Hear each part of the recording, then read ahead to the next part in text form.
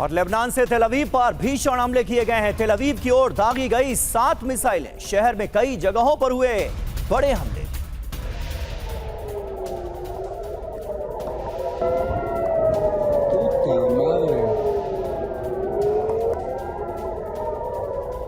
और एक और बड़ी खबर, अमेरिकी राष्ट्रपति ने ईरान जंग पर सहयोगियों से कहा ईरान के साथ लंबी जंग नहीं चाहते।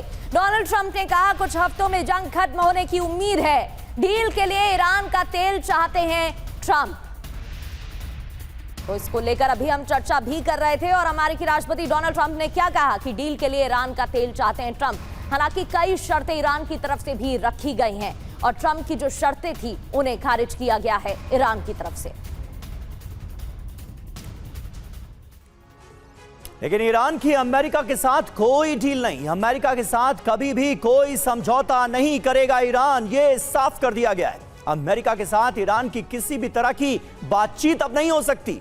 ईरान की सेना ने ट्रंप के दावे को ही पूरी तरह से खारिज कर दिया है। ईरान ने बल्कि तंज कसा है। तंज कसते हुए कहा है कि अमेरिका खुद से ही बातचीत कर रहा है। डील के दावों के बीच इजराइल पर ईरान की विध्वंसक बमबारी हुई है। इजराइल अमेरिका ने भी तेहरान समेत कई ठिकानों पर एयर स्ट्राइक को अंजाम दिया है।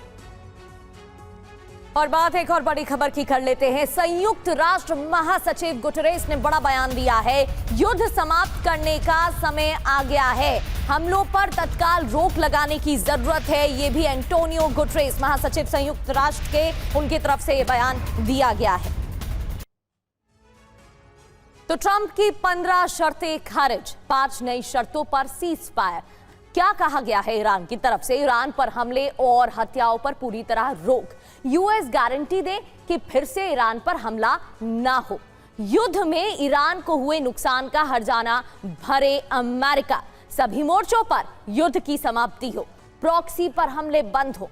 5वीं बात, हॉर्मुज़ स्ट्रेट की पूर्ण संप्रभुता और अंतरराष्ट्रीय मान्यता मिले। बड़ी बात क्या है? ट्रंप ने सीजफायर के लिए रखी थी 15 शर्तें। ईरान का ट्रंप की शर्तें मानने से इनकार करना। ईरान ने कहा हमारी शर्तों पर सीजफायर होना चाहिए। यह बात कही गई है colonel SK Malik sir. America एक बार फिर करता नजर आ रहा है इस हमले के जरिए और अब इतना आगे बढ़ चुका है कि कदम पीछे खींचना फिलहाल नामुमकिन है। यानी ये जंग फिलहाल तो खत्म नहीं होने जा रही।